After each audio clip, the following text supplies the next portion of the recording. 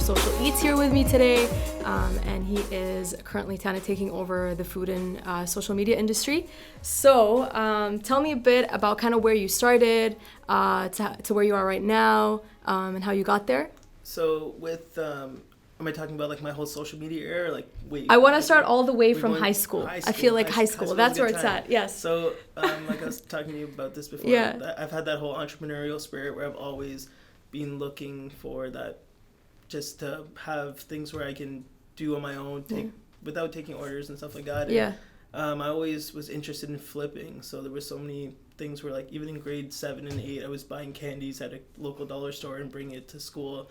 Again, you weren't allowed to do that stuff at those times, but it was just fun. Again, that whole thrill of doing it, and again, flipping, using that money, buying other stuff. So, like, we started at, like I even wrote it down just because I wanted to remember the actual things. But we started off with, like, selling candies, went to pop cans, screen protectors, like iPhone cases. Yeah. Then we, at one point, we're like, let's try a service. I had a friend that I was doing this with, and we used to repair iPhones. And from there, we went to selling hats, sports jerseys, things like that.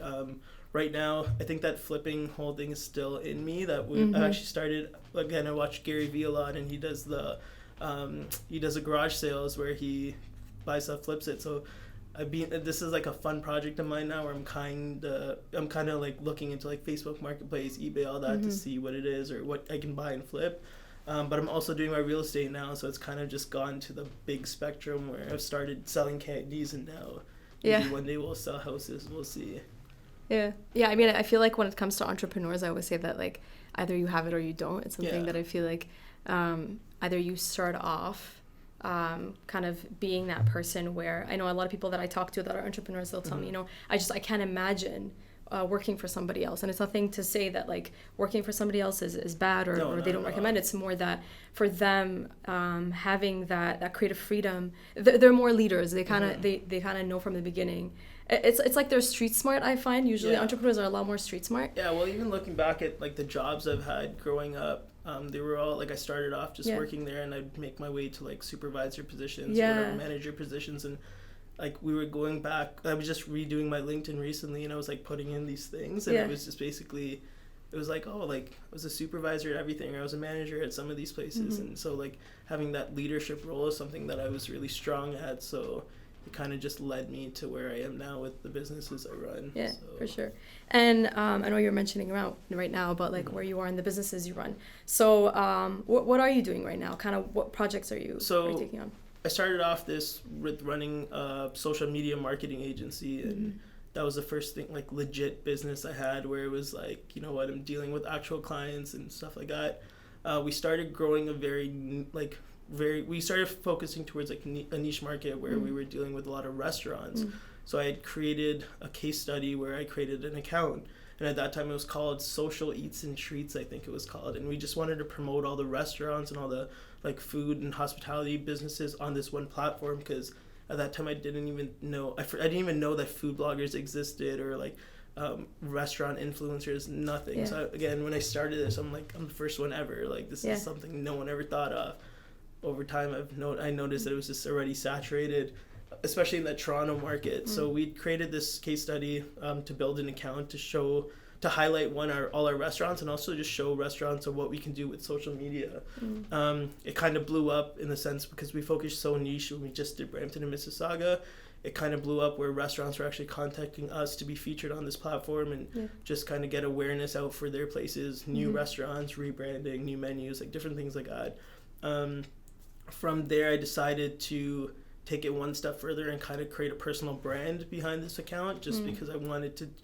We were also dealing with a lot of personal branding clients, so we're dealing with, like, people that just started becoming, like, influencers and getting that little bit of traction. We're also dealing with athletes that wanted to go, like, pro, semi-pro, whatever it is. So we actually, one of her, like, my second client ever was this girl named Ashley Lawrence. So she plays for Team Canada for the soccer team. She also plays for PSG in France, and when we signed her, I was like, we made it. We're like top-notch elite agency, blah, blah, blah. And again, we were charging her, like, nothing. It was more just the experience and whatever. So that whole personal branding, we started going towards that. and I decided to take the Social Eats and Treats and put a name to it, where MrSocialEats came. From there, it just took off to another level because people, one, trust a face, especially on social media. If I'm influencing someone to go to a restaurant or try this out, people trust faces over just a brand, right? Okay, unless you do a great job with the branding. So that kind of blew up, and then we started getting we decided to rebrand the agency and just do restaurants. So like we stopped dealing with like other clients and just focused strictly on restaurants, and that's where this whole Social Eats Media came, where we're like a boutique agency where we just focus on like social media marketing for restaurants, content creation, all that stuff. From there, like I said, because of that account, people started coming to us. So like clients were literally coming to us like left, right, and center, where we had to start like choosing who to work with. But one thing I was trying to do at that point, and I've obviously learned over time, was I tried to handle it all myself, because at that point I didn't want, like, I felt like uncomfortable getting someone to do the videos or photos or whatever, so I tried to hold it all myself, and that's where it kind of just didn't work out, because it's impossible to imagine managing like 10, 15 clients at once. It's not possible. Sure. So I think that's where we kind of hit a roadblock for a bit, but now, like the end of 2019, we really sat down and figured out how to grow the business, and now we're just focusing on like it's still focused on restaurants, but we're just doing content creation. We're doing essentially we're doing social media management again. We actually took that off for a bit, and we took the management off because it's just so much time consuming, all that. We're doing campaigns. We started the new Fan Saves loyalty program, where basically restaurants will be on this app of ours that we're licensing out from Fan Saves, and it's just like a loyalty program where you get discounts and but like you save at restaurants that are participating in this program. Besides that, we're working on like different stuff now. We're like workshops and just content, essentially. Yeah. I mean, one thing I think that's interesting that you noted is about kind of like, I guess, delegating. And oftentimes I find with people that have a vision, or people that kind of, you know content creation really well, you understand it inside out, you know influencer marketing really well, you understand inside out, especially in the restaurant industry, right? So it's definitely when you have a certain vision, especially as an entrepreneur, and you're like, I know kind of how to do this, you often feel like you take on a lot, and you it's so hard sometimes to kind of like delegate or even give it to someone else, because you're like, no, I feel like I know a certain vision of how I want it. I kind of want to do it, and that's, I think, where I find that when I've spoken to other entrepreneurs as well, they've told me the same thing. You take on a lot, you juggle multiple roles as an entrepreneur. You're taking on more than one job, basically. Yeah. So I went. I was gonna say I went to this. You guys had that Candybox conference, and Bafooz was talking about having your internally having everyone understand this, like the brand statement behind your company. So now that we have, there's 4 of us right now. There's actually one starting next Monday. But we actually sat down literally a week after that conference, and I kind of told them hey, this is what I want, this is what I see, where I see we're going, and now that whole delegating, it's a little bit easier now, because they understand what I want. So so much before where it was no, you should change this, or you should change that, blah blah blah. It took so much time doing that, and now it's kind of okay, good, I trust you, this is what you do, you do it, here are some tips for next time, if anything. You know, so yeah, for sure. I mean, even I find as leaders, as business owners, right, it's hard sometimes. I feel like people assume, everybody struggles with this, I find, is that sometimes you have a particular way of doing things, or you have a vision, and so it's don't assume that other people can read your mind. I think that's where it's important that's why I think branding is so important. And I know you mentioned Mafuz, our brand manager, so even with Candybox, we all sat down and we kind of thought about where are we taking this company, what do we want what do we want our audience, our clients or our potential clients, etc., to kind of what do they think when they think of us, etc. And so it's probably kind of the process that you went through with your team as well. It was just that, and I think there was a disconnect with our team where it was they just didn't know where we were going. So it was kind of we were just at that standstill and we weren't growing. And I think after that we just kind of, it was more communication that was the barrier, right? So and I know, it's going good. And I know that you've worked a lot in kind of social media marketing, and right now that's what you're taking on, as well as when you had started off by starting MrSocialEats kind of as an account to kind of be kind of an experiment. What's the biggest lesson that you learned in the industry from a marketing perspective when you started off? Biggest lesson, I think it's patience. There's social media marketing, like it's such a saturated industry. Again, I think everyone that's in marketing or even knows how to run a social media account start agencies now. So I think the patience is where it gets people from level 1 to that next level, because there's so many people that started and they're like, why am I not making, like for instance, like Ty Lopez, he always promotes like make $10,000 a month doing social media, blah blah blah, and like that's how I started. So I actually took his course like way back. Never worked. Like, not saying it didn't work, like obviously wired me in the right direction, but it did. Like when he was promoting like make $10,000 a month, I'm like, yo, like first 6 months making $10,000, 1 year later still wasn't making $10,000 a month, right? So I think that whole patience is what I learned, where it's like it takes time, it takes consistency, it takes hard work, it takes planning, and like there's so many people that don't understand that. Again, it's there's no such thing as overnight success. It's something that you just have to keep putting work in and just keep perfecting your craft, essentially. And I agreed 100%. Like I think business owners or even everybody is like constantly impatient, and they want, for example, a certain number of followers, and they're like, when I reach a 50K or etc., then I'm successful, then that's it. And I get that too, where people will be like, how do you get so many followers? And I'm like, it's not about the following. And like, again, now because I'm on that side of it, I see it, I'm like, it's not about the following. It's with social media, it's the relationships you're making, right? So like, again, you having 1,000 followers, let's just say, and I have 11, 12,000, whatever, we could have the same influence. If you have influence over all 1,000 of your followers, that's a huge influence. It doesn't matter the number, it matters the effect you have on those people. For sure. So that was like one thing that a lot of people see, and they're like, how do you have so much? How do I get there? And I'm like, it doesn't matter about those numbers. It matters what you're providing them once and building that relationship with them. Yeah. And I find especially on social media where you almost, your credibility is judged by the number of followers that you have, especially people that are, I hear it all the time, people are obsessed with that number. And I find that, just like you'd mentioned, it's about influence, but often more it's also kind of, it's, I guess, related in a way where like, how do you track that? Like I always say, I think it's all about engagement. It's like, are you reaching the right people? And are those people responding to you? Yeah, right? So with engagement, like, again, there's so many hacks around social media where I'm not promoting them, but like, again, I was involved in a lot of stuff like where we would have engagement pods where we would up the engagement, because I would be in like 10, 12, 15 different pods where I would throw a post in there and like I'd get 100 comments on stuff because it was all of the people in the pods that were basically supporting each other. It's not a bad thing. It's just not like authentic, because like you can kind of tell. So even me now going back and seeing other people do what I do, like I can see authentic comments and things that aren't authentic, because like it's just the way people say stuff.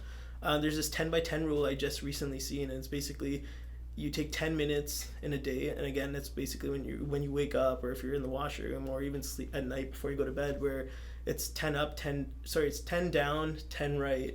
And essentially what you're doing is just to 10x your engagement. So you do you basically engage with 10 posts, comment, like, whatever, and then engage with 10 stories, and do that daily. And it just kind of increases that engagement, because when people remember you pop up on their screens. And then even that happens with me now, like I'll engage with people, and like a couple months down the road, they'll be like, hey, I thought of you, my friend is opening up a restaurant, like, would you like to go in and talk to him, blah, blah, blah. So like just increasing engagement, like I'm not saying the proper way, but the most effective way, I think, is that 10x rule, where you're going 10 down, 10 right, and every day, and you just do 10, you put a timer too, if you don't want to waste too much time, run a 10-minute timer and just start commenting on people's stuff, and comment on things you want, like, are actually interested in, not just some things like, oh, super cool. Like you want to comment on things that actually matter to you, or some stuff that you can relate to.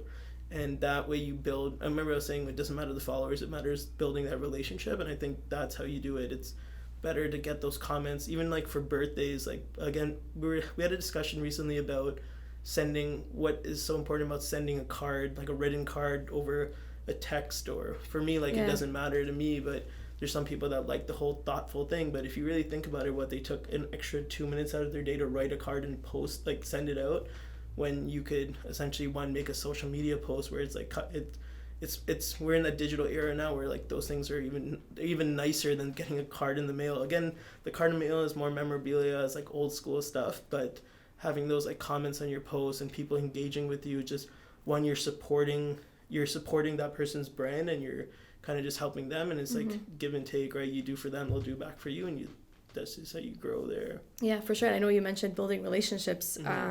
I know you have MrSocialEats, which is like your main account, and then you also have Social Saga, and then you also have Social Brampton. Have you found that like you've been able to build a community in each of these platforms, and how has that been? So the main focus was MrSocialEats, because that was the account that was growing the fastest and the most like potential. Yeah. We haven't really focused too much on the more niche accounts. That's one of the plans for like the strategic plans for this year, where we have like our part-time staff that are going to be like basically in charge of those accounts. Essentially, what we're going to do is we're going to start creating more accounts for all the cities, and just kind of having an account manager for all of them, and just kind of focusing really just to promote within the city. But growth wise, like it's pretty consistent. Like as long as we're staying up to date with the posting and engagement and all that stuff, we see growth. Like I track growth like weekly, really, so it's going good. It's not how much I would expect, but again, we never really had a plan behind it. It was more like I already have content, might as well like have one that's strictly Brampton, strictly Saga, strictly like Toronto, whatever it is. So this year, I feel like if we talk at the end of this year, it's gonna be a whole different story with these accounts. Sure. Yeah, I mean, I definitely think that, tapping into kind of like the food industry and the food community. I mean, everybody's a foodie these days, and so I often find that community, especially in industries like that, is so strong, because you're building, like for example, you're tapping into like Mississauga, you're tapping into Brampton, etc. Right, and that's where like you're building a community of foodies. I know Montreal does it really well, and Toronto does it really well. And we did some work in Montreal, and I think that was the whole thing where it was like, what do we do next? And I was like, I don't want to touch Toronto. I'm like, I don't want to, like, the last thing I'm here to do is compete with anyone. I kind of just, in my opinion, I stay in my own lane and do my own stuff. So I was like, I don't know anyone in Montreal. I'm like, I don't know how I knew the food scene there was amazing, but I never, like, even looking online, I couldn't find too many people in that industry. So we did a trip there where we basically went booked a one-way thing, and it was like, let's just see how much work we can do. So we were planning on going again this month, but I think it's pushed a little bit. But I want to go back there and kind of see how long when we can stay there, and then how much work we can do. Yeah, definitely. Because I think like one thing I always preach is find those gaps. Find those gaps where you can maximize on those opportunities.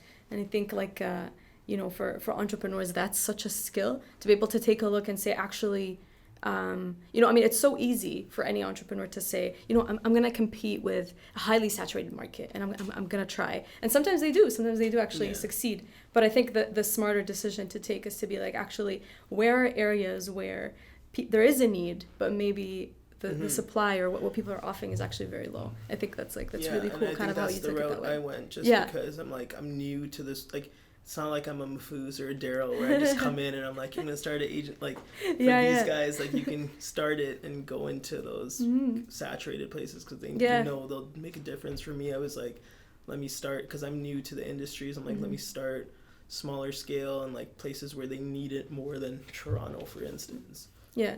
And I know one thing you had mentioned to me, actually, on a phone call, which we had before this podcast, was you were saying, influencer marketing. You were like, it's just so powerful. And, you're really telling me how businesses really need to maximize on that in 2020. Yes. It's so underpriced is what we were saying. It's something that is, again, social media wasn't around 15 years ago, where people had, like, influencer marketing 15 years ago was like celebrities and those upscale, but again, prices of that were just ridiculous again, and it stays like that. Again, you get the best reach from there, but you're paying, if you're really on a budget, people like local businesses that are looking for more exposure, influencer marketing is so underpriced, where it's like majority of these micro influencers really just want free stuff. They're not even in it for the money. They're more in it to create content and just kind of show people that they're working with others. Like one of my first, I remember I think I was only at like 2,000 followers. Pizza reached out to me, and like right away I was like, Pizza, I'm like, I will work for you for free forever. Like, you know, just because the brand name, right? And like I said, that's what I think most mentalities for all these smaller influencers is. They just want that brand recognition. They want to create content, and they just want free stuff. Yeah. But even people that pay, like that do only jobs that they get paid for, even that is underpriced, because you're charging. Let's say, like, I know some influencers that charge like $10,000 for a campaign. Again, $10,000 might seem a lot, but for the effect that they're getting, they're promoting to 100,000 followers of theirs, and on those scales, like $10,000 is nothing if you break it down per person, right? So influencer marketing is so underpriced, and people are still like, they don't understand how the power of influencers yet, where it's just to get that awareness. Like, that's where you want to focus, especially when you're on a budget. Like, that's where you want to focus a lot of your money, because it's so effective. Yeah. So let's say, like, you know, I'm a business owner, and I'm thinking, okay, how, you know, when you're a business owner, I hear it all the time, you know, I really want to get into influencer marketing, but it's often like, I don't know where to start, and I'm going to be spending, let's say, money either with free products, for example, or actually paying them. So you're like, where do I begin? How do I make the biggest bang for my buck right now by reaching out to these influencers? What are some secrets that you've learned along the way? So they don't mind sharing. Like, I don't know if it'd be secrets, but I think it's a lot of trial and error again, because people are so focused on those numbers. They're always trying to find the biggest influencers who charge the least. But like, I know so many influencers that are local, like let's say restaurants, for instance. Like, you want to find an influencer that has a local following, because anyone that has, let's say, a restaurant in Mississauga, they reach out to an influencer that's like North America. Like, it doesn't matter who's in the States. Like, they don't care. Like, as a restaurant, you shouldn't care who's in the States that are looking at your stuff, because you want local.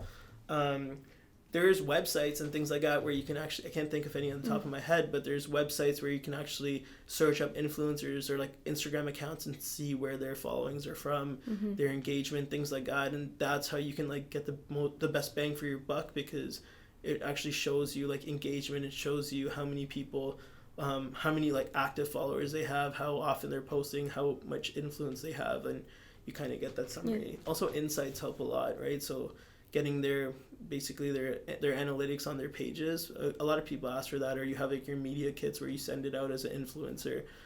Having those things, or looking at those things to kind of figure out like who's gonna be the most like valuable for your business is probably the best way to go. Yeah, and I know I was looking up kind of industry trends related to influencer marketing, and one of them that I read was actually celebrities are becoming less and less relevant. And I know you mentioned micro influencers.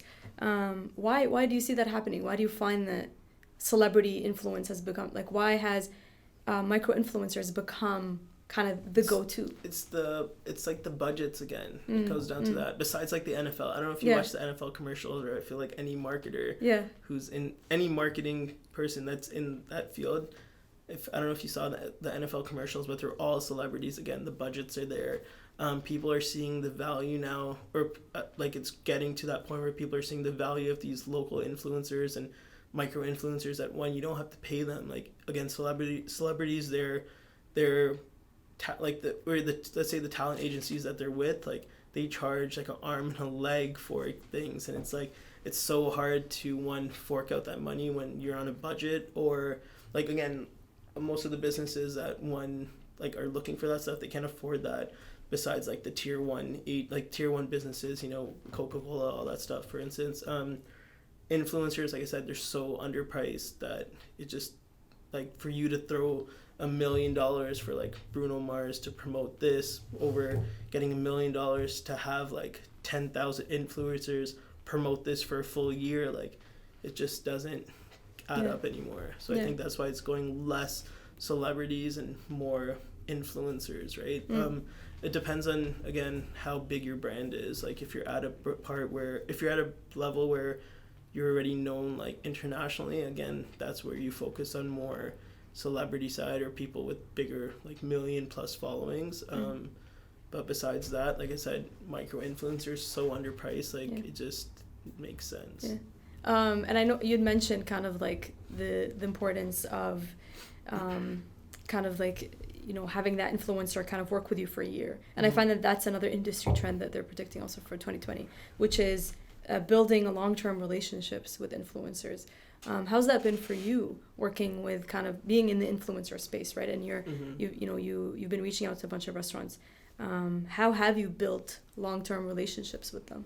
So building those relationships, it's all about adding value to them. And I think like Gary Vee says it best. He's like jab, jab, jab, punch. And it's just like consistently giving them value. And then that ask is so much easier. So for me, like my platform, it's a free, like, well, now it isn't, but at one point it was free, where I was literally posting whatever, getting them the most exposure, and they see that because people would come in and be like, hey, like they would literally pull out a picture, and like I've seen it like I've been in a restaurant where they would be like, they'd come in, they'd be like, yo, I want this, like this is what I want. So right away that's good for me. Why? Because restaurants see like this MrSocialEats just sent someone in. So just adding that value consistently, like for me, like I have a weekly like check-in with all clients of mine where we basically say like, hey, like how was your week, anything that you want to focus on, blah blah blah, whatever it is. But just constantly just adding value, where either it's like promoting them up through social platforms, going in, giving them like sometimes I see stuff that they post and I'm like we don't do social media management for everyone, so there's some clients that do their own stuff, and I see stuff and I'm like, hey, like maybe you should try angling it like this, or whatever it is. Like, however, like we give them tips. We're always throwing value at them. Again, I don't charge for that stuff. But then when we do run our programs, for instance, like the Fan Saves loyalty program, like those things, now when I ask the clients that I work with or have worked with, like they're immediate yeses, because I've been like feeding them like hacks and tips and just gems throughout the year, that now that I'm asking for something, it's just an easier sell in that sense. Yeah, and I definitely agree on the sense of like, I've done that before where I found something on my social media and it's like the food looks so good and the way it's laid out, and I will save it onto kind of like on Instagram when you can save specific posts, and I will keep it in mind when I think, okay, the next time I want to go with my friends or the next time I want to do something, it will pop up, and I'll actually go back to all my saved and I'll look at, okay, what about this restaurant? Maybe we should check that out. And I think that's, again, the power of social media and the power of influencer marketing, where it actually goes offline in the sense that, you know what I mean? Like it's the best way for people to be like, okay, what are we going to eat? That's the common question you get people asking all the time. And that's why I focused a little bit on food when we did the case study, because I'm like, everyone eats. So your potential for like your customer base is everyone, right? And I do that even like with clients. I'm like, best times to post is before people eat. So like, again, people at work, they usually go out for like lunch. So posting at 11 o'clock so it gets in their head for lunchtime, or posting that night, you know, or just before, like 4 o'clock, that mark where people are about to go home and they're like, you know what, I have no time to cook food, so I'm gonna go get something to eat. So like there's times, especially for restaurants, because you know times people usually eat during the same period. Posting that stuff is just, that influence level goes to another level, because one, you're hungry, so now you're not thinking with your head, you're just thinking where it's like, where can I eat? You see a post and you're like, that looks save good. This, share it with your friends, share it with your significant other. We're like, let's go here because of that stuff. So even like my posts, like I have them scheduled where they go out like 11 o'clock, 4 o'clock, 9 o'clock. Those are my times. And 9 o'clock is because usually you're winding down. You're like, what do I do tomorrow? Like I didn't pack a lunch. What do I do tomorw? Boom, boom, boom. You see it post, and now you're like, okay, it's nearby. And that's that. Yeah, for sure. And I mean, for sure, you guys can for sure like maximize on weekends as well, because I feel like everybody on weekends is like, where are we eating? Like that's often the first question that people go through. One thing that I find that, again, a lot of business owners ask when it comes to social media, it's like, when should I post? Like when's the right time to post? And it's not like, well, if you post at 12, you're gonna get everything, like industry standard across the board is 12 p.m. or etc. I find it's about kind of like understanding your market, understanding exactly their behavior, kind of like how they think, when are they on their phones, etc. Well, that's what it's funny because I was with a client. While I was driving here, I was on the phone with him, and he deals with private training, and I'm like, okay, so because he was like, oh, we're not getting enough registrations, we're not getting enough signups, and I was like, yo, like, what are you doing now, and figure out what you're doing and what you're doing wrong. So like, again, his posting times were off. Like he was posting late at night. Like I was looking at stuff and I'm like, why would you post late at night? Because most of these kids are sleeping. They have school in the morning. Like, again, there's kids that go to school. The first thing they come home is they want to go on social media. So like perfect times are like 3:00 every day. Yep. Why are you not posting those times? Because that's when kids are. So you really just have to understand your demographic and think of it as you're the consumer. And I think a lot of businesses forget that side, where they're so stuck on the service side that they forget how a consumer thinks, right? So you got to get into the mind of the consumer and just kind of understand what would Kiefer want to eat, or why would Kiefer want to eat here, and kind of get into that understanding. Yeah. And I often find it's not about what you want or what you want to communicate. You have to think of it from the angle of what is your consumers want to see. What do you feel like they're actually going to kind of engage with? Yeah. But related to that is we're going to talk more about social media platforms, because people say Instagram is king now. You know what I mean? Do you feel like it's going to continue to be king for years to come? Or do you feel like, what's the competition? What's the number one competition for you? It's hard to say if they're going to continue being it. Why? Because there's things that just come up. For instance, TikTok. Like a year ago, if someone said TikTok, they wouldn't even realize like it's a thing, and it's just that exponential growth, and TikTok's just going crazy. Again, but you have your brand, like you have your giants, your social media giants like Facebook, Instagram. I think Twitter was at one point, but it kind of fell off. You have YouTube again. It just depends on the message you're trying to like send out. So again, every platform is designed for different stuff, right? So like Twitter's a communication platforms, Instagram's more highlights of whatever you're doing, Facebook's more detailed. Like it's just different stuff like that. So it depends on the message you're trying to send out. But again, when it comes to platforms, a lot of people just focus, even like me, like for the first year and a half, we were just on Instagram. And I can't remember, I don't know if it was Mafuza or someone else, but someone had mentioned to me that what if Instagram closes? And it's kind of like, my business is done. Like I have no more anything, right? And I think just distributing out to as many platforms as you can, and just kind of even getting them off platforms. So now that we have that app, like I'm trying to get as many people that follow me off social media to that app, just because, again, if social media dies tomorrow, if the internet dies, like you don't want your business to die too. Or if, let's say, Instagram decides, like Vine, for instance, people were getting so much reach on Vine, they were building their accounts, they became these creators, like verified creators on Vine, and then suddenly, boom, out. And like people didn't understand. They were like, what do I do now? There was, like, for instance, like Tila Tequila. I don't know if you remember who Tila Tequila was, but she was heavy on MySpace. MySpace basically died out, and she died out. Like, no one knows about her, what she's doing now, and it's because she didn't hop onto the new platforms and hop onto different trends and stuff like that. So right now, I think Instagram is still king, but again, there's potential for takeovers. Like, TikTok is doing so well that you never know. If they add more services to it and they slowly start doing stuff, like, you never know. Yeah, right? The competition is just so fierce. Like with TikTok, one thing that was funny was that it's the app a year ago, or maybe before, when it didn't kick off yet. Yeah. It was kind of known as the app that people love to hate, because at the time everybody really didn't take TikTok seriously, and it was like, okay, usually like Gen Zers were on there, and younger people on there, kind of just whatever. And now every business owner is like, how do I get on TikTok? Should I get on TikTok? What should I do on TikTok? It's growing. Like, even me, like I have some buddies that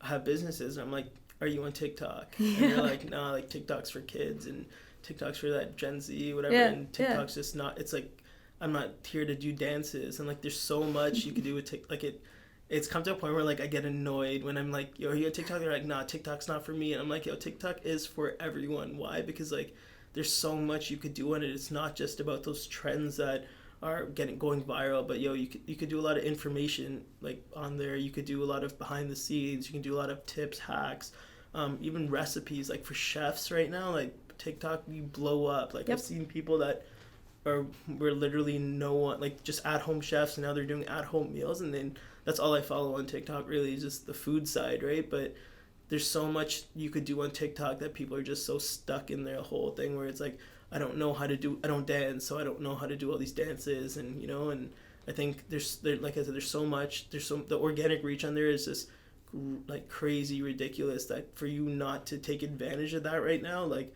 the fact that it's all free and you're not paying a single ad dollar to get your message out there and having the potential of your stuff going viral, like just doesn't make sense for you not to be there. Right now we created a couple accounts and we focused on like personal brands. I think we have about like 8 different accounts on TikTok, and it was just how we're just trying to understand different markets. So we created like one for like success quotes, mindset, all that. We created, and like some of those posts, like we've been posting stuff, I only have like 10 followers on there, but we're getting like 8,000 views, 9,000 views in videos. We created personal brands for everyone on our team and just to do stuff. And like one of our team members, she just hit 110,000 views on a video. Another girl, she just hit 800,000. We looked this morning, 800,000 views on a video of like making a milkshake. Yeah. It's just and her Instagram, she has like 2,000 followers, not even, and 800,000 views on TikTok. Compared to that, like it's just a no-brainer. Yeah, and I know we were talking about TikTok previously, and one thing I really like that you mentioned was that TikTok brings out the inner child in us. Yeah, and all day, and I think we're so like focused now on like, oh, like content needs to be perfect, and I need like that anxiety level comes up where it's like, oh, like I need to do the best I can. You're so focused on just being the best version of yourselves, and people are so like, again, hide everything else, but TikTok brings that kid out in you. Like you see like 50-year-olds that are doing dance videos, and like, again, even me, like I'm not a dancer at all. I don't even dance like when no one's around, but like suddenly TikTok comes out and I'm like, yo, this dance looks fun. Like I want to try this. I'm like, we take like 2 hours to make a 10-second video, but the whole thing is just, it's just a fun, creative platform, and it's the potential of it is just, it's crazy. It's huge, yeah. And I think, over the last couple of years, there's been this focus on, let's make sure everything's well branded. Let's make sure everything looks great. And I do think it's so important. Yeah. But I think what's happening is a kind of like a counter effect of that is that people are starting to value authenticity more and more and more. Like more raw. Yeah. And I think that's like Instagram stories, for instance. Yeah. Like Instagram stories is like the ideal place to be just authentic, be raw, and just kind of post content that you're not just posting random stuff, but it's still on brand, but it's like, it's not edited. It's just kind of getting that message out there and just being as real as you can. So even like Instagram stories, I take advantage of that all the time. I have a checklist of like social media stuff, and like every day 15 posts go out no matter what on my story, and it's just getting those messages out. Sometimes like people shy away from your like your feed posts because like they're so well like developed and structured that it's like your guard is up, because like people think as a business you're selling, right? But stories is so raw, so like authentic, that like your guard kind of drops, and you're just kind of looking at these videos and pictures and posts just to kind of understand what they're doing and see what they're doing. And that's a good like strategy where you just want to build that relationship and kind of influence people to do what you're promoting. Yeah, I know, even because you mentioned, with MrSocialEats, you're like, I found that when I put a face to it, people related to me much more. And I always push that when business owners come to me and they're like, I don't even know what to post, where should I begin? Yeah. Like, and I always say, well, like, you should be you. Yeah. Put a face to the company. Yeah. Well, that's what I asked too. So the first question I always ask like new prospect clients is, are you comfortable being in front of the camera? Are you comfortable just being a part of this content? We have people that say yes right away, and they're like, and we've done branding. We branded chefs where we're like, we made a different persona for them, and like, it's funny because like I remember this one client we created him as like this more mysterious chef where we kind of took I can't remember we took an idea that was already working well, and we kind of put our own spin on it, like a chef side. And people who would find him or would come to the restaurant would come so that they could see him. Like they would ask if that chef was in, and like sometimes would turn away if they weren't there. people that don't want to have that face in front, there's also other ways to do it where, again, you have that strong branding, but like even creating like digital images of, let's say, like a person, like just you're like, now they do those bitmojis, like creating digital images and having that as your brand, like your ambassador essentially, is another way to go, because putting a face to it, it's there's so many positive things, but again, there's a lot of bad things. Like again, like a bitmoji can't go out and get drunk and have drunk pictures of someone online, but an actual person, a brand, like a person who has their face on a brand can, like you can get caught doing stupid stuff, whereas like again, that bitmoji, for instance, or that icon that's your brand can't, because you're creating a story for that. So there's two ways to go at it. Again, it just depends how comfortable you are in front of the camera and how much time you have. Yeah, and I mean, as you're talking about that, like, I think any post online that's emotionally relevant, I always say be emotionally relevant. And I think that's like the number one rule I always stick to, and that's why things like that, the egg post, the world record egg. I don't know if you remember that. You know, that became so popular, and it got like still going. That's still going. It's still going actually. He or it. I don't know who really runs that, but they partnered up with DJ Khaled. They turned it into a mental health platform. You know, but I think the lesson learned there is that they built a community. They got people to feel like they're part of something, and they're cheering on this egg that's like, you know, really random online. Or even like Salt Bay, who, you know, that guy's international. Yeah, that guy's international. Replicating him and just trying to be like him. Exactly. So like, you know, he was just working at the Turkish meat restaurant, and then all of a sudden he blew up and became a meme, and people started painting him, and now he is an influencer. He's essentially a global brand where people go to his restaurants. Like I've had friends that have gone to his restaurant, and they're like, the hype is just way more than what we expected. Like we went there, and sometimes he doesn't even come out to do the whole thing. Again, it just depends on his availability, but like people go there to see him again, and he's just built that brand, like a global brand, where anytime you're in a city with one of his restaurants, like you want to go there, like because of the whole exactly because when you do this, people know, like that's what's crazy, that's now you associate it with him. Well, even so I do a lot of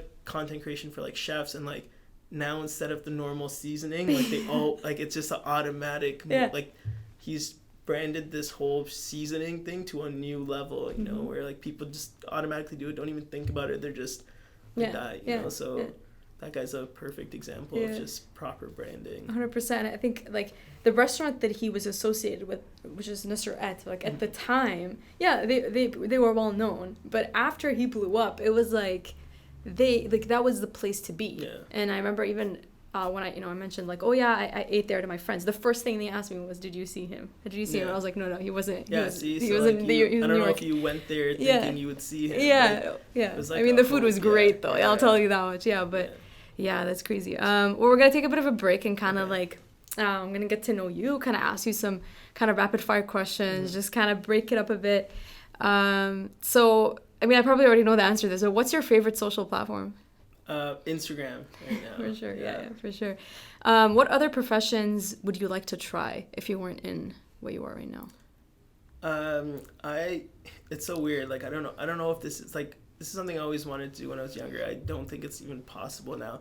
Again, it could be. I would have loved to be a firefighter. That's something that's so random, like out of my whole world, but it's just something I grew up wanting to do. One of my oldest cousins and mentor is a firefighter too. So when I see that, I'm like I just see like this is what I could have been, like, you know. So that's cool. Would you ever try it? Would you ever think you'd go into it?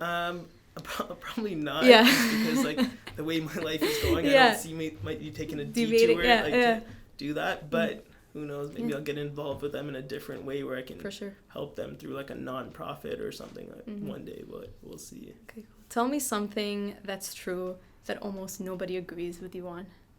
Tell me something that's true. Wow, this is not a rapid fire question. I was like, actually, maybe this is something. Tell me something that's true that no one agrees with you on. I don't know what's true, but something I personally don't do is like I hate putting lettuce on stuff, and everyone is just like I don't know about you guys, but I just don't like lettuce at all in any form. Wait, like even on a burger? Burger's like the worst. Like what? Yeah. You're right. I do disagree with you. Yeah. See, so I knew like it's something like what? Okay, yeah. Can't stand. It's not like I don't like lettuce. Just I don't know how I feel about. It's not a fan of lettuce, So. Least favorite social media platform. Least, right now, Facebook. I know like it is important. It's just like, for some reason we're not picking up that traction on Facebook. Again, we haven't really gone into deep strategy on it, but Facebook at the moment. All right. Well, Netflix or YouTube. YouTube. Okay, I have to think about it, but recently I just deleted my Netflix off everything. Whoa. Just because I was looking at, how the iPhone tells you how much time, and it was like, I was just spending too much time on Netflix. I'm like, just delete. I told my sister to change the password. I'm like, still pay for it for her, but like, I'm off Netflix right now. I'm taking a break from that. Music or podcasts? Podcasts. All the way, No, I only listen to podcasts. Really? Yeah. It's kind of weird, but I don't listen to music. Like, unless I know, like, some artist has dropped a track, it's just a podcast, so that's basically it. All right, well, this is a funny one. How would your parents describe what you do for a living? Unemployed. Like, that's it. My dad calls me the CEO of my house because I never leave my house. Or when I do leave my house, he's at work. And when he leaves the house, I'm at work. I'm at home. Yeah. And when he comes home, I'm at home. So he only sees me at home. And now that we got a dog, like, I've been at home a little more. Yeah. But that's, like, even with my mom thinks I am a critic, like a restaurant critic. And I'm like, no, I don't do anything of that sort. But it's funny when they explain it to their friends. They're like, yeah, he goes and eats at restaurants. And my friends are like, what does he actually do? But I think if I had to sum it up, they just think I'm unemployed. My mom still sends me, like, job applications where she'll be like, hey, like, take a look at this. And they're not paying the most, but you know what? It's all about growing. And I'm like, she listens to Mafuz every day with me, or whenever we have car rides every day to drop her to work, so we put on podcasts, and like she's like, you should message Mafuz and see if he can get you a job. And I was like, Mom, leave me alone. Like, by the way, I did not pay him to say that. No. But yeah, so unemployed is the short answer. All right, what is the best compliment you've ever received? Best compliment? I don't know. I don't even know if I can. I'm not even sure. I'm trying to think, but like, I'm not saying I don't get compliments, but I just don't really think. So you're not really like a word person? No. Yeah. I may have to pass on this one question. I feel like I get one pass. I don't know any compliments, and I can just be like, oh. Yeah. I find with some people compliments mean a lot. Yeah. And it's like it kind of what motivates them. Yeah, I get like. People message me and be like, yo, we're super proud of what you're doing. It's so awesome. Like, things like that, but I don't really like get high off those compliments. You know, so. For sure, yeah. I don't have anything specific. Okay, cool. Well, I mean, using that as a way to kind of go back into kind of what we're talking about, what does motivate you to keep going?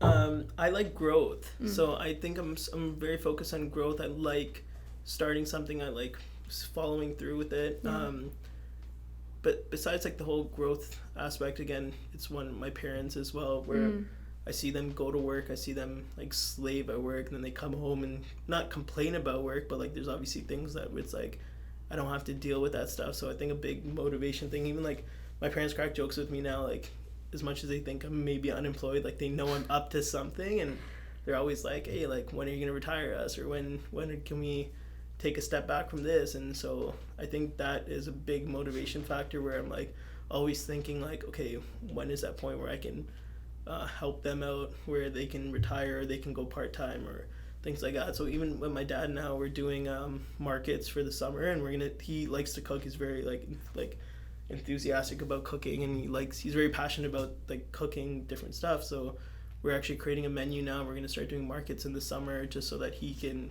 kind of go into something he likes more. So I think that is a big motivation factor there, is my parents. Yeah, for sure. And I think, we were mentioning this before, which is I think that like a lot of entrepreneurs struggle with failure or giving up. Sometimes it's a struggle, you know, as you're building yourself, you know, and you have hiccups along the way. It's hard to kind of pick yourself back up and keep moving. Yeah. In those moments where you find that whether you're dealing with certain obstacles or things like that, what keeps you, you know, like what's the recipe to bounce back from that you found has worked for you? I think it's just learn how to accept no. So I think so many people are afraid to go out and ask or go out and like rejection essentially is what it is. I think it's people are so afraid of rejection because it doesn't feel good, obviously, that they're preventing themselves from doing what they are like potentially capable of. Something like we were talking about it yesterday actually, because we have a friend that isn't very good with the girls, let's just say, and we were talking about like, because he asked us, he was just like, oh, like, how are you guys so easy to, like, how do you guys just talk to whoever you want, whatever, and like we had this game, and this is so off-brand with what I do, what I believe in, but like we used to go to bars back in the day, and when I say back in the day, I sound like it's like 20 years ago. But back in the day. When we were like 19, 20, like, so I'm 26 now, so like when 19, 20, we used to go to bars, and one of our games was just, again, it was more light, it wasn't like that stalker vibe, but it was more like we would try to get rejected 10 times. So the whole idea of the game was to go talk to people and get rejected by them. Again, we're not being like weird about it or saying like wrong things. We're just kind of starting conversation and just get rejected.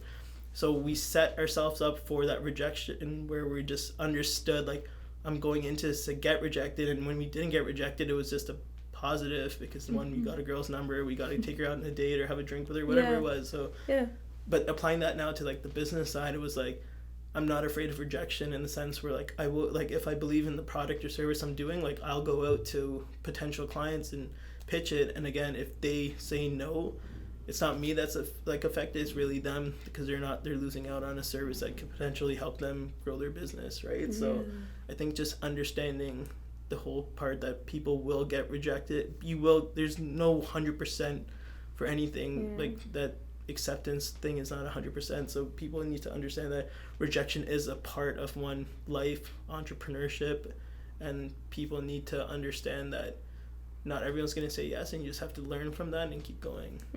Yeah, I mean, I definitely can agree, like rejection is definitely the biggest teacher, definitely the most brutal one too. It doesn't make, like, at the end of the day, it doesn't make you feel good, like you just, and that I said affects people moving forward because they're so afraid of how they felt last time that they don't want to feel it again, so they prevent themselves from reaching out to those new clients for like potential business because of how they felt from the last one. Yeah, and they'll often, you know, I mean, it's human nature is that you'll start to kind of like, you know, that happened to me, so I'm never gonna try it again. I'm never doing that again. I hated how I felt throughout it, or even if, let's say, you make a mistake, you're like, you know what, that's it. I'm done. I'm over it. I'm going to move on to something else, etc. And I think that's kind of, especially I find with young entrepreneurs these days, I find that's such a struggle. You know, I used to be an entrepreneur, and so like even with me, it was like after a year of really struggling and like having to deal with rejection after rejection, failure after failure, I also was like, actually, like I you know, and I can admit I was like, I can't do this. I can't do this. And I think that's an ongoing battle with me too. Like, I'm not saying I'm a little too far past that, like, but there's sometimes where like even at the Candybox conference when you guys were talking about hiring someone every 4 months, like I was with my girlfriend and we were talking and she was like, why don't you see if they have a position for you? And like, again, those thoughts always come into my head where I'm like, maybe I should just take a break from this or just kind of put it on the side and focus on something just to gain that experience and stuff like that. But it's like an ongoing battle where you're like, should I continue? Should I stop wasting time? And I think that's the whole thing where I told you about patience. It's just something that, like, if you believe in that and you just kind of focus, like, as long as you're on the right path and you have like mentors to help you guide you or have that plan to get to where you want to go, like, I think it's just that patience that you need to really understand. Yeah. And I mean, you were mentioning mentors, you know, how important is it for an entrepreneur to have a good support system? Yeah. Like, I think, like, again, mentors are people that are I'm not saying ahead of you, but have that experience where they help you, they give you shortcuts essentially instead of you making these mistakes and learning from it, and like the whole trial and error, because like as an entrepreneur, that was my whole thing, was trial and error. And the beginning, I was like, I never had anyone that I could ask advice for. People like now, like for instance, like Mafuz, I can text him, call him, whatever, and be like, hey, like, what do you think about this? I'm thinking about doing this. And he'll guide me, let's just say, or whoever else, whatever other mentors I have, like, they'll help me get to where I want to go faster, essentially. And I think that's the key point of mentors, is just having someone there to want to teach you and just kind of get your brain thinking at a higher level and just running with it. Mm-hmm. Yeah. And I think mentors, more than anything, understand the emotional roller coaster of the business. They get it. So I think, like, even back when I was an entrepreneur, it really requires a lot of empathy to be able to not only empathy, like a mentor has to have empathy towards the people he's talking to, but it's also about you having empathy for yourself, where you're like, you know what, you have to have compassion in a way, especially being an entrepreneur and having to juggle multiple roles, and you're building something, and related to that, you were mentioning kind of your mentors. What are the 3 people that have been the most influential in your life? In my life? Yeah. In my life, well, you give me some good questions I didn't think about. Like, it's good because it's like makes me really just think. Right now, like, one, again, I'm not saying this because he's in the room, but like I do look at a lot of stuff that Mafuz does, and like I'm always thinking, like, I even shave my head, it's just inspiration right here. So no, I'm kidding. Yeah. But I think I would actually say Mafuz is one of them. People that a mentor that inspired me to do more. One of my cousins, I was saying, my oldest cousin, like him and his wife, those are 2 people like I aspire to be like. They just, from my perspective, they have a lot of good things going on in their life, and even like just not even in the business sense, but in like relationships and just life in general, living your best life, family life, all that stuff. And then I would have to say my girlfriend, because she just kind of keeps me grounded, and she also not only makes me better, but she wants me to continuously be better. So like whatever I come, like you met her too, so she's just supportive in every sense, and she's always, it's not like she's not just a fan where it's like, oh, you're doing so good job, like she's like, good job, but like, yo, what's next? Like, what are we doing next? What's the next move? How are we going to take this from level 1 to level 10? Like, and she's a little bit of both, Yeah. She challenges you. I think that's also really important. Yeah. People that are like, you're doing good, but like, get up. Yeah. What can you do more? I think there's so many like friends that you have that are basically there just to like cheer you on, but again, that doesn't help what you're doing. Again, fans are fun, like they're good, but they're not going to help you get to that next level and push you to do better. They're just kind of basically giving you the best compliments, and again, once you get that into your head, you kind of plateau and just don't really want to grow because you're just happy with what's around you, right? Exactly. So. Preach. Yeah, I mean, I've definitely read a bit about it, where it's actually like when you're around people that constantly give you compliments and focus on the good that you're doing, although that's good, it can actually deter you from going, because you start believing like, you know what, like I'm doing everything right. And oftentimes what ends up happening is when you do get, let's say, a setback, or you're experiencing that, or like someone comes back with with maybe like a constructive criticism, you're not used to it, and you've become so used to that bubble of everybody supporting you and think you're doing such a good job. And so when you get hit with it, you're not prepared. I find that you brought up projection, which is so important, because you almost have to like equip yourself on how to handle it, how to not take it personally.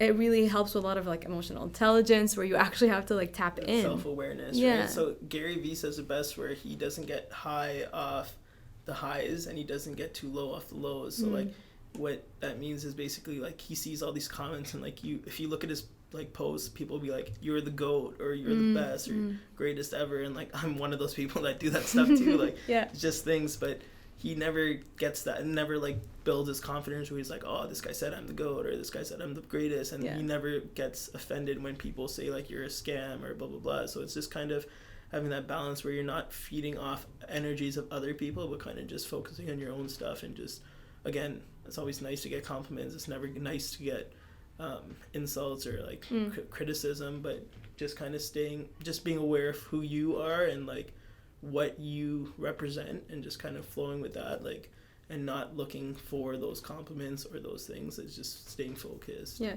and I find especially like in this industry where there's so much going on all the time, and everybody's doing so much, and there's so much noise, I find. And then the importance of tapping in, and so like no matter what's going on around you, the core of who you are is untouched and is so stable, and that's where like I feel like as an entrepreneur you probably really had to build that and kind of foster that inside, right? Yeah, I think just sticking to that vision, right? Whatever your vision is, again, as entrepreneurs, like, it's so funny, people think it's like, oh, you're living your best life and this, that, and like they don't understand like the anxiety you deal like you obviously know. And I told you when you said e-commerce, I'm like, yo, that's a lot of anxiety at once. Why? Because like all you're doing is refreshing your page, seeing if someone put an order in, like, and you're like, 1 week went by, no sales, and in your head you're like, maybe it's time to get a job. Like, I don't know, were you working a job at that point, or was it just straight e-commerce? Okay, you're brave. So I think that's what I did too when I first started with I told you I started with Ty Lopez, and I took his social media marketing course. And before I even I got my first client same day I quit the job I was working. I was like, yo, like, I'm only going up, like, this is it. And then it just didn't go up, and it was just like anxiety build up, this. So like, for the fact that you did an e-commerce business and you had no other income at that point, or like no other job, like, it was definitely a risk. It was definitely a risk. I'm glad you're past that point and you're still here. And I mean, I figured out along the way. I think, like, I gave it a shot. I feel like I tried it, I experienced that, and then I was so like, you know how they live. Yeah, so, definitely, blew my bank account, I think that was, that's something, even now, like, I not struggle to sleep, but like, sometimes, like, let's say, like, the girlfriend's over and she's sleeping over, and like, she will be like, why are you still up, or and I'm like, yo, I can't go to sleep till this is done, or like, something's on my mind. And I think those are ongoing battles like every entrepreneur will face, but it's part of the life. It's worth it. It's worth it, long for run, sure. It's worth it. So because, and the thing is, I had a lot of sleepless nights. I would wake up in the middle of the night, like, what am I doing? Like, you know what I mean? Because the reason why I think for entrepreneurs you have sleepless nights and you have all these, it's because you're building something from your heart, like, at the end of the day, right? Like, you're you can tell you're so passionate about kind of what you're building, which I think is amazing. But I think one thing when I was an entrepreneur for a year, I noticed there were so many misconceptions about it. Especially when you get into it, that's when you actually realize what it's all about.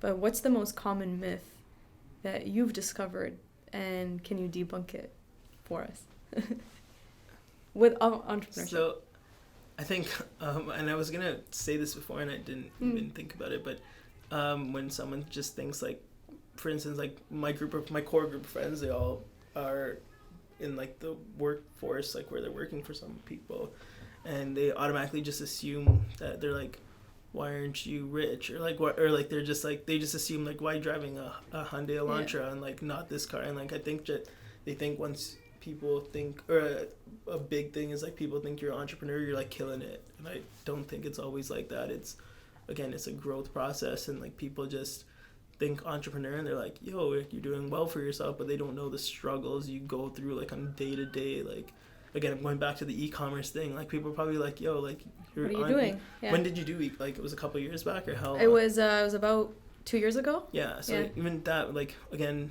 that trend started maybe like 5-6 years ago, but hopping on that too, it's people are like, oh, you're gonna kill it, like, this is like, I wish I did, like, the thing is always like, I wish I did that, or I wish I did what you're doing, but they don't understand, like, yo, it's not 100%. It's not sunshine and daisies. No. Like, it's a complete opposite of that stuff. So I think that's the miscommunication people have with people that aren't in that field and don't understand it, is that they think, like, it's simple and that you get to make your own hours and you don't have to have no boss and you can do whatever you want whenever you want, when, like, you get, like, I don't want to say that word, but you get bad vibes off clients, for instance, or you just people treat you like absolute crap. Why? Because, like, that's part of that, especially if you're a service business, you deal with clients that aren't the happiest all the time, and, like, those things people don't realize, how hard it is to maintain clients, retain them too.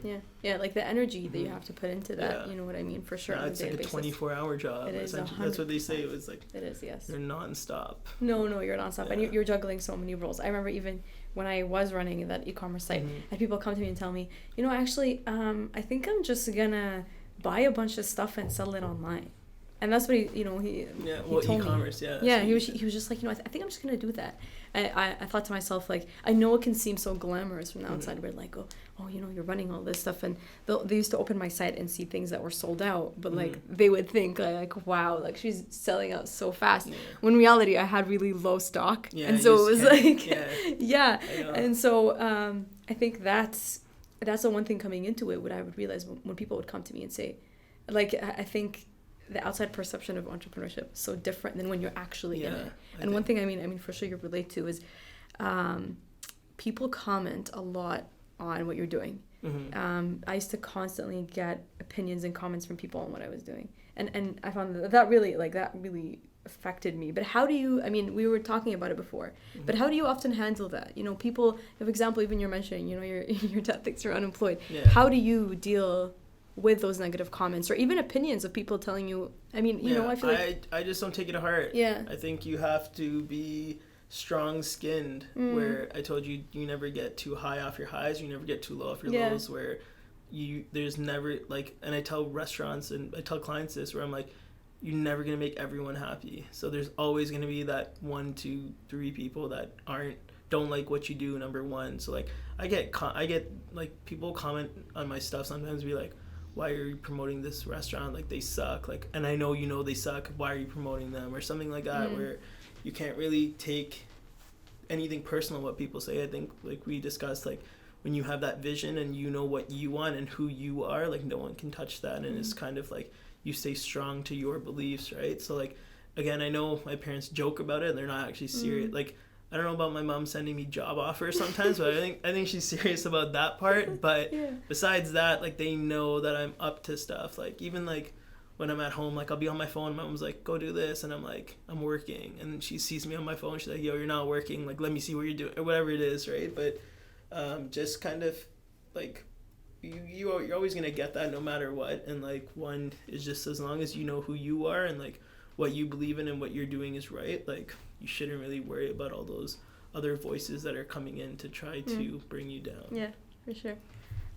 What does the future look like then for you this year? For this year, we are focusing on 2 things. We're focusing on our loyalty program, so we licensed the app from a company called FanSaves. What they do basically is they're a loyalty program app. It's essentially like Groupon, but they're like first phase of their app. What we started the SocialEats Passport, where consumers can basically save, get discounts, specials, offers from participating businesses. We started off just restaurants, where we've expanded it now to any type of business that want extra exposure, be it like a e-commerce business, or like any kind of clothing stores, or just any services that have some that deal with like consumers, right? So that's our main focus. We're just kind of building that because we started. So I had the SocialEats Passport. It was a hard copy last year. The problem with that was we couldn't add on clients to it because it was a printed hard copy, where it was like we're stuck with that for 1 year. With this app now, because it's easier to track redemptions, it's easier to do like push notifications out. There's so much more we can do with it, but we can also add on and take off clients throughout the year. So one thing we said is no more contracts. Like, you don't have to sign for 12 months. Obviously you sign 12 months, you get a better deal, but there's no real contracts. You can come on, you can come off whenever you like. It's really up to you. So that was this is our main focus this year, just to get those numbers up, bring that awareness up. Like the goal obviously is like to get it to like that SPC level, where you have that SPC card for all that stuff.